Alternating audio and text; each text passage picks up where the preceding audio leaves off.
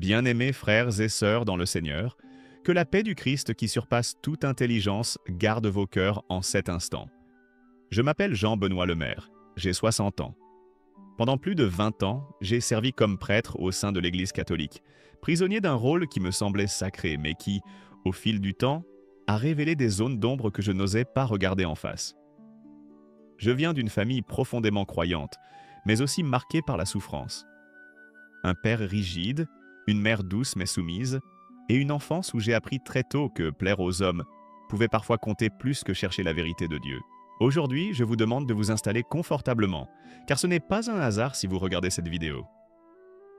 C'est un rendez-vous divin. Peut-être traversez-vous un désert spirituel, peut-être doutez-vous, ou peut-être cherchez-vous simplement à comprendre pourquoi certaines blessures liées à l'Église restent encore ouvertes dans votre cœur. Mon témoignage n'est pas pour accuser, mais pour libérer. Libérer la vérité et libérer les âmes qui, comme moi, ont vécu dans la confusion entre traditions humaines et l'appel véritable de Jésus-Christ. Je veux vous inviter dès maintenant à poser un acte d'engagement. Écrivez en commentaire cette phrase de foi. Seigneur, ouvre mes yeux sur ta vérité. Abonnez-vous à cette chaîne pour ne pas manquer les prochains témoignages qui, comme celui-ci, peuvent transformer des vies. Et enfin, partagez cette vidéo avec une personne en difficulté spirituelle. Vous ne savez pas, mais ce geste peut être la semence d'une délivrance. Et dites-nous en commentaire d'où vous regardez cette vidéo, car nous formons une famille en Christ, dispersée dans le monde mais unie par un même esprit. Je vais maintenant vous emmener dans un voyage en 5 étapes. Chacune est un signe, une clé qui m'a révélé la vérité cachée derrière l'Église, et qui, je crois, parlera aussi à votre propre vie. Frères et sœurs, écoutez attentivement. Ce que je vais partager maintenant n'est pas une simple histoire. Ce sont des signes, des révélations, comme des balises dans la nuit, qui m'ont conduit de l'obscurité religieuse vers la lumière éclatante du Christ vivant. Premier signe, l'obéissance sans discernement conduit à l'esclavage spirituel. Lorsque j'ai commencé mon chemin dans le sacerdoce, je croyais de tout mon cœur que l'obéissance totale à l'institution était une preuve de fidélité à Dieu. On nous enseignait que celui qui obéit sans discuter est béni, même si ce qu'on lui demande paraît contraire au bon sens. Mais peu à peu, j'ai découvert que cette obéissance aveugle me liait davantage aux traditions humaines qu'à la voix de l'Esprit. Jésus lui-même avait averti, Jean 8, 32, « Vous connaîtrez la vérité, et la vérité vous affranchira. » Pourtant, au lieu d'être affranchi, je me sentais prisonnier d'un système où la liberté spirituelle était étouffée. Je me souviens d'un moment précis. Après une messe, une mère brisée est venue me demander de prier pour son fils gravement malade. Mon cœur brûlait de compassion, mais un supérieur m'a rappelé qu'il fallait d'abord suivre des procédures, remplir des formulaires, obtenir une autorisation.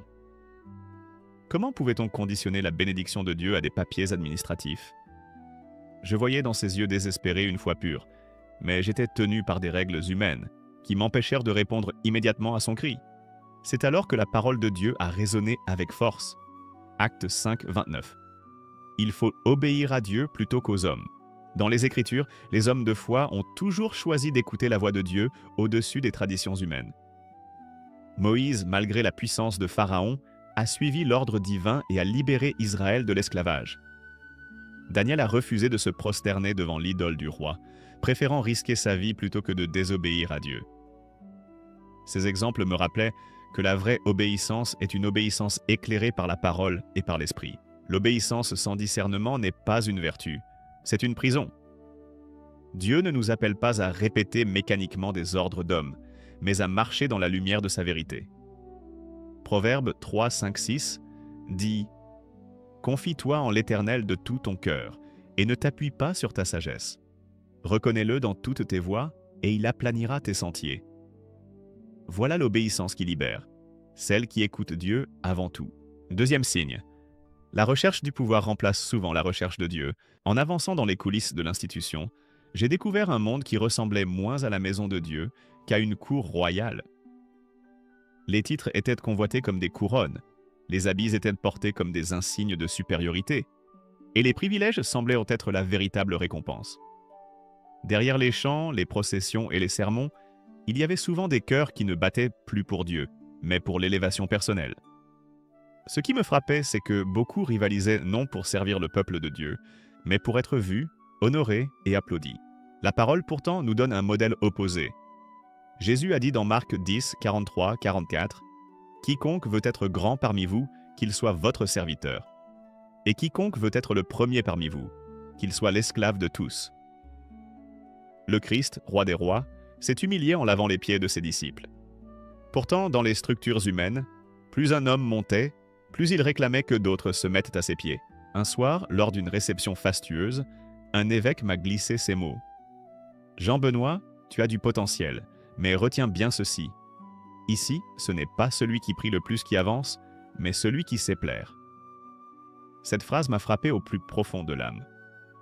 Elle révélait le cœur du système. Plaire aux hommes pour monter plus haut, alors que Jésus nous a appelés à plaire à Dieu seul. Galates 1,10 dit « Est-ce la faveur des hommes que je désire, ou celle de Dieu? Cherchais-je à plaire aux hommes? Si je plaisais encore aux hommes, je ne serais pas serviteur de Christ. » Paul avait déjà mis en garde. 2 Timothée 3,5 « Ils auront l'apparence de la piété, mais ils renieront ce qui en fait la force. » Cette prophétie prenait vie sous mes yeux. Comme Saül qui avait commencé choisi de Dieu, mais qui par orgueil et désir de paraître, avait perdu son onction, beaucoup s'accrochaient à leur position plus qu'à la présence de Dieu. Ce soir-là, j'ai compris que le danger n'était pas seulement dans les tentations du monde, mais aussi dans l'orgueil religieux. Car l'homme peut porter un habit sacré, tenir un titre respecté, et pourtant avoir un cœur éloigné du Seigneur. 3e signe. Les traditions humaines étouffent souvent la parole vivante. Très tôt, j'ai remarqué que l'atmosphère de l'Église institutionnelle reposait davantage sur la répétition des gestes que sur la vie de l'esprit. On m'enseignait comment m'agenouiller avec précision, à quel moment me lever, quelle formule exacte prononcer. Tout semblait réglé au millimètre, comme si Dieu était impressionné par une chorégraphie parfaite plutôt que par un cœur brisé et sincère. Mais au milieu de ce formalisme, la parole vivante semblait étouffée, reléguée à une lecture rapide qui disparaissait aussitôt que le rituel reprenait. Un jour, une jeune femme est venue me parler après une célébration. Elle avait les larmes aux yeux et m'a confié « Je viens chaque semaine, mais je ne rencontre jamais Jésus. » Ces paroles ont résonné comme une alarme. Comment l'Église, censée être la porte qui conduit au Seigneur, pouvait-elle se transformer en mur qui éloigne les âmes de sa présence? Ce cri m'a bouleversé, car je voyais dans ces mots l'écho de ce que Jésus dénonçait. Matthieu 15, 6 dit « Vous annulez ainsi la parole de Dieu au profit de votre tradition. » Ce verset, comme une flèche, transperçait mon cœur. Dans l'Ancien Testament, Israël avait reçu des lois saintes, mais les pharisiens en avaient ajouté des couches d'interdits et de coutumes, jusqu'à en perdre le sens premier. Jésus leur reprochait de charger le peuple de fardeaux insupportables. Paul aussi avertissait les Colossiens en disant « Colossiens 2, 8 « Prenez garde que personne ne fasse de vous sa proie par la philosophie et par une vaine tromperie, s'appuyant sur la tradition des hommes, sur les rudiments du monde, et non sur Christ. » Ce que je constatais dans l'institution n'était pas nouveau. C'était le même piège répété à travers les siècles. Quand les coutumes prennent la place de la croix, elles deviennent des idoles silencieuses. Et chaque fois qu'on élève la tradition au-dessus de la parole, on éteint la voix de l'esprit. 4e signe. Le silence face aux abus devient une complicité. Parmi toutes les choses qui ont marqué mon parcours, c'est ce signe qui a laissé l'empreinte la plus douloureuse. Derrière les murs de pierre, derrière les vitraux colorés, il y avait des réalités que l'on préférait cacher. J'ai vu des abus spirituels, lorsque l'autorité était utilisée pour manipuler les consciences. J'ai vu des abus émotionnels, lorsque la parole d'un supérieur écrasait toute liberté. Et oui, j'ai aussi vu des abus physiques, des vies fragiles brisées par ceux qui devaient être des bergers. Mais ce qui me glaçait le plus, ce n'était pas seulement les actes, c'était le silence.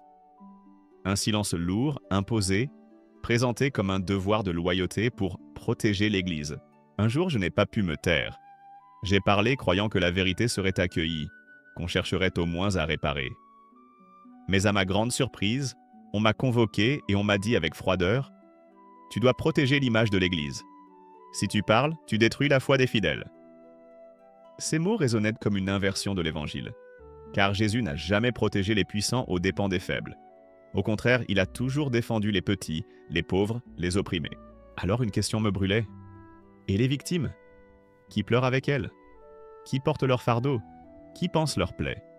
Le silence ne guérissait rien, il ne faisait qu'enfouir la douleur plus profondément. Et dans ce silence, j'entendais la voix de Dieu à travers le prophète Ézéchiel. Ézéchiel 34:10. Ainsi parle le Seigneur l'Éternel. Voici, j'en veux aux bergers. Je reprendrai mes brebis d'entre leurs mains. J'ai compris que rester muet, c'était participer à ce système. Le silence devenait complicité, et la complicité devenait péché. Comme le prophète Ésaïe l'a dit, Ésaïe 1:17, apprenez à faire le bien, recherchez la justice, protégez l'opprimé, faites droit à l'orphelin, défendez la veuve. Ce verset me rappelait qu'on ne peut pas servir Dieu en sacrifiant la vérité sur l'autel du prestige. C'est ce signe qui m'a brisé intérieurement. Je ne pouvais plus fermer les yeux. Il fallait que je sorte, non pour fuir, mais pour refuser d'être complice de ce silence meurtrier. 5e signe, la vraie Église n'est pas un bâtiment, mais un peuple racheté. Lorsque j'ai quitté l'institution, un profond vertige s'est emparé de moi. Toute ma vie, on m'avait enseigné que l'Église, c'était ses murs, ses rites, cette hiérarchie bien ordonnée. En m'éloignant, j'avais l'impression de trahir Dieu, de perdre ma place dans son plan. Mais une nuit, seul dans ma chambre, une Bible ouverte devant moi, j'ai compris quelque chose qui a bouleversé ma vie. L'Église n'était pas ce que je pensais. Elle n'était pas faite de pierres froides ni de structures humaines. Elle était vivante, car elle est le corps de Christ. En lisant Éphésiens 1, 22-23, Dieu a tout mis sous ses pieds, et il l'a donné pour chef suprême à l'Église, qui est son corps, la plénitude de celui qui remplit tout en tous. J'ai senti mes chaînes tomber. Je n'étais pas séparé de l'Église en quittant l'institution. Au contraire, je la retrouvais dans sa véritable essence. Un peuple racheté, uni par l'Esprit, lavé dans le sang de l'agneau. Ce n'était pas une salle, mais une famille. Ce n'était pas une hiérarchie, mais une communion. Je me suis souvenu de Jésus parlant à la Samaritaine. Jean 4, 23. Mais l'heure vient, et elle est déjà venue, où les vrais adorateurs adoreront le Père en esprit et en vérité, car ce sont là les adorateurs que le Père demande. Dieu ne cherche pas des adorateurs liés à un lieu, mais des cœurs remplis de vérité. En méditant, j'ai pensé à l'Église primitive, rassemblée dans les maisons, persécutée mais vivante, sans cathédrale, sans ornement mais remplie de puissance. Et je me suis rappelé cette parole de 1 Pierre 2, 5. Et vous-même, comme des pierres vivantes, édifiez-vous pour former une maison spirituelle, un saint sacerdoce. Oui, nous sommes l'Église. Chacun de nous une pierre vivante posée sur le fondement inébranlable qui est Jésus-Christ. Cette révélation m'a délivré de la peur. Car si l'institution peut tomber, si les murs peuvent s'effondrer, le corps de Christ, lui, demeure éternel. La vérité m'est connue. Jésus n'a jamais appelé à fonder une religion, mais à vivre une relation. C'est là la plus grande révélation que j'ai reçue. Pendant des années, j'ai cru servir une religion. Mais un jour, en lisant les paroles de Jésus dans Jean 15, 15, « Je ne vous appelle plus serviteur, mais ami », j'ai compris. Jésus n'est pas venu établir un système religieux. Il est venu rétablir une relation vivante entre l'homme et Dieu. Voilà la vérité que peut Osk dire. Tant que nous confondons religion et relation, nous restons prisonniers. Mais le jour où nous choisissons d'entrer dans l'intimité avec le Christ, les chaînes tombent, la peur disparaît et la vie éternelle commence dès maintenant. Bien-aimés frères et sœurs, je ne sais pas ce que vous vivez aujourd'hui. Peut-être une blessure causée par l'Église, peut-être un doute ou un vide intérieur. Mais je veux prier pour vous maintenant. Seigneur Jésus-Christ, toi le bon berger, viens visiter chaque personne qui regarde cette vidéo. Mette ta lumière dans leurs ténèbres, ta vérité dans leur confusion et ton feu dans leur cœur. Délivre-les des chaînes de la religion morte et conduis-les dans une relation vivante avec toi. Seigneur, guéris les blessures, relève les cœurs brisés et fais de chacun un témoin de ta gloire. Frères et sœurs, le Seigneur vous appelle à la liberté. N'ayez pas peur, Jésus est la vérité, et si vous vous attachez à lui, personne ne pourra vous arracher de sa main. Je vous invite à écrire en commentaire « Je choisis la vérité de Christ ». Partagez cette vidéo, abonnez-vous et rappelez-vous, la véritable Église, c'est vous, c'est moi. C'est chaque enfant de Dieu né de l'Esprit.